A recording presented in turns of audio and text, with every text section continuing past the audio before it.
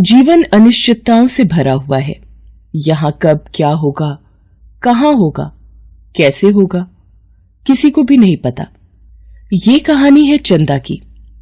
चंदा के पति का नाम राकेश है, जो भाड़े की टैक्सी चलाता है। चंदा गर्भवती है। पूरे 13 साल के लंबे इंतजार के बाद उसकी गोद भरी है। उसका 8वां महीना चल रहा है। उसकी सास सुभद्रा तो पूरा दिन उसके पीछे पड़ी रहती है। बहू ये खाओ, बहू वो खाओ, ज्यादा काम मत करो, आराम करो। सारा दिन आराम ही तो करती हो माँ जी, आप कुछ करने कहाँ देती हैं? अभी मैं नहीं करने देती, कल को तेरा बच्चा कोई काम नहीं करने देगा। चंदा अपनी सास की बातों को सुनती और मुस्कुरा देती।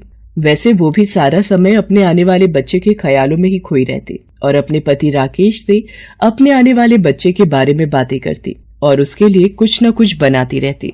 अजी देखिए तो ये मोजा कैसा लग रहा है, इसका कलर कैसा है, अच्छा है ना? हमारे आने वाले बच्चे को पसंद तो आएगा ना?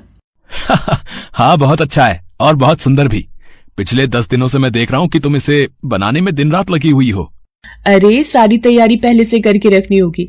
सुनो, कल और ऊन ले आना, मुझे और भी मोजे बनाने होंगे। छोटा बच्चा आने वाला है, उसके पास तो कई सारी चीजें होनी चाहिए ना।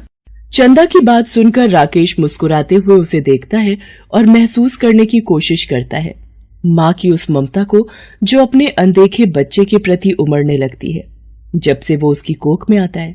एक दिन की बात है, राकेश काम पर जाने की तैयारी कर रहा था।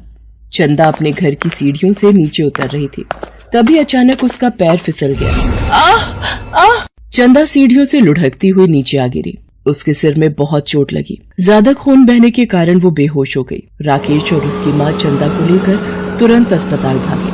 चंदा को इंटरनल ब्लीडिंग भी बहुत हो गई है। हमने ऑपरेशन करके उसकी जान तो बचा ली है, लेकिन हमें दुख के साथ कहना पड़ रहा है कि हम उसके बच्चे को नहीं बचा पाए। हे ईश्वर, ये क्या हो गया? ये बात मैं उसे कैसे बताऊंगा? मिस्टर राकेश, हमें आपको एक बात और बतानी है। आपकी पत्नी अब कभी भी माँ नहीं बन पाएगी। 13 साल के लंबे इंतजार के बाद एक बहुत बड़ी खुशी चंदा के घर में आने वाली थी, लेकिन उस खुशी को ग्रहण लग गया था और डॉक्टर की ये बात कि चंदा अब कभी माँ नहीं बन सकेगी, चंदा के जख्मों के दर्द को और भी बढ़ा रहा था। वो बेचारी अपने बनाए छोटे छोटे कपड़े और मोजे को अपने सीने से लगाती और कहती, अब कौन पहनेगा इसे? मैं किसे इसे पहनाकर काला टीका लगाऊंगी? भगवान क्यों भगवान क्यों मुंह से निवाले को छीन लिया?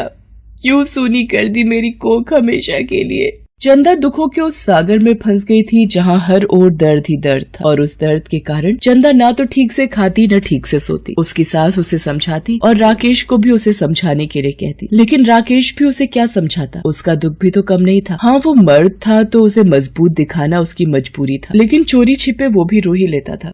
ईश्वर, जो होना था वो तो हो गया, लेकिन मेरी पत्नी को हिम्मत दीजिए इस दुखों का पहाड़ को उठाने के लिए।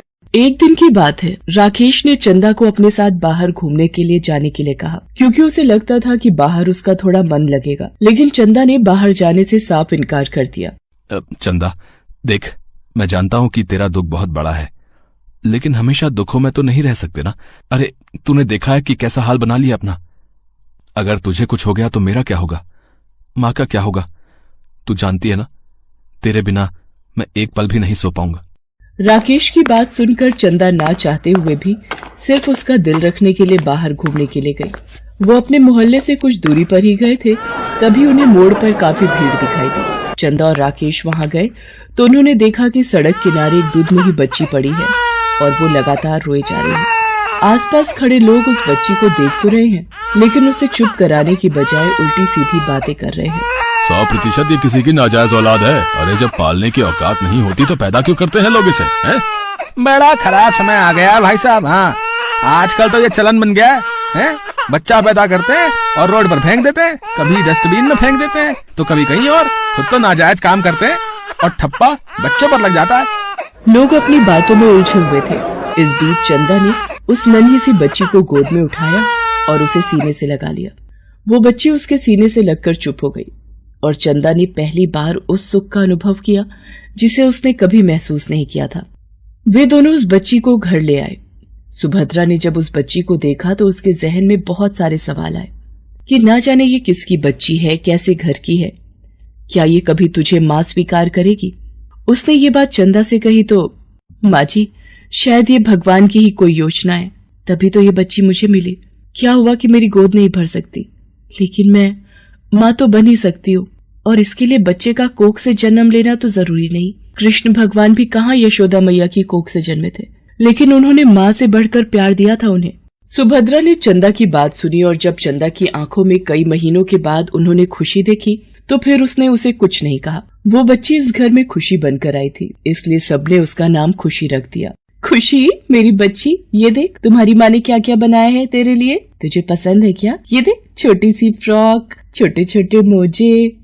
चंदा को जीने की एक नई उम्मीद खुशी के रूप में मिल गई थी, लेकिन जिंदगी में अभी और बदलाव आने थे। एक दिन चंदा खुशी को लेकर इंजेक्शन दिलवाने अस्पताल गई हुई थी। तभी वहाँ उसकी नजर 3 बच्चों पर गई जो कुछ देर पहले ही अनाथ हो गए थे। उनके माँ और पिता दोनों की मौत करंट लगने से हो गई थी। वे तीनों छोटे छोटे बच्चे अपने माँ पिता के मृत शरीर से लिपट लिपट कर रोए जा रहे थे।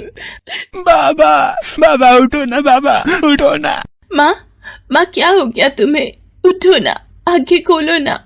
माँ, आंखें खोलो ना। अब हमारा ध्यान कौन रखेगा माँ? कौन हमें खाना खिलाएगा? कौन कपड़े पहनाएगा? स्कूल भेजेगा? हमारे लिए खिलौने लाएगा? चंदा ने उन बच्चों को रोते देखा तो उसका कलेजा फटने लगा। उसे ऐसा लगा कि ये बच्चे उसके हैं, और अगर वो उसका ध्यान नहीं रखे तो कुछ भी हो सकता है। इसलिए उसने कुछ नहीं सोचा और उन्हें गले से लगाते हुए कहा, बच्चों, मैं तुम्हारी माँ हूँ, तुम लोग बिल्कुल परेशान मत हो, मैं रखूंगी तुम्हारा ध्यान। चंदा उन तीनों बच्चों को घर ले आई। सुभद्रा ने जब उन बच्चों के बारे में उससे पूछा तो उसने उसे सारी बातें बता दी। इस बीच राकेश भी आ गया था। बच्चों को देखकर उसे भी दया तो आई, लेकिन उसके मन में एक ही सवाल आ रहा था कि मैं एक मामूली टैक्सी ड्राइवर हूँ, एक बच्चे को तो किसी तरह पाल ही लूंगा, लेकिन 3 और। चंदा ने सिलाई का काम शुरू कर दिया। उससे पैसे आने लगे तो दोनों की कमाई से बच्चों का गुजारा ठीक से चलने लगा। लेकिन शायद ईश्वर ने कई और बच्चों के लिए चंदा की गोद निर्धारित कर दी थी। कई और बच्चों के द्वारा उसे माँ पुकारना था। इन 4 बच्चों के बाद चंदा 8 और बच्चों को अपने घर लाई। उनमें से कोई सड़क पर भीख मांगता था तो कोई अपाहिज था, कोई अंधा था तो किसी का दिमाग ठीक से विकसित नहीं हुआ था, तो उसके घर वालों ने ही उसे छोड़ दिया था। क्यों फिक्र करते हैं आप? 12 बच्चे हैं तो क्या हुआ? हम इन्हें पालने के लिए और मेहनत करेंगे, दिन रात एक कर देंगे, लेकिन इन्हें तकलीफ नहीं होने देंगे। इन्होंने बहुत तकलीफें झेली हैं। ये इतना आसान तो नहीं है बहू। माँ, आप लोग साथ देंगे तो सब आसान होगा। मैं तो इतना जानती हूँ कि ये सब ईश्वर का लिखा हुआ है। तभी तो जिसकी कोख से एक बच्चे का जन्म भी नहीं होना था, वो आज 12 बच्चों की माँ है। राकेश ने टैक्सी चलाना छोड़ दिया और उसने अपने खाने पीने की दुकान शुरू की। सुभद्रा और चंदा उसका पूरा साथ देते। ईश्वर की कृपा और उन गरीब मासूमों की दुआ का ही परिणाम था कि उनकी दुकान खूब चलती थी। 12 बच्चों की माँ के नाम से वो दुकान इतनी फेमस थी कि लोग दूर दूर से उसकी दुकान में आते और उस औरत के प्रेम को देखते जो उनकी सगी माँ तो नहीं थी, लेकिन सगी माँ से कम भी तो नहीं थी।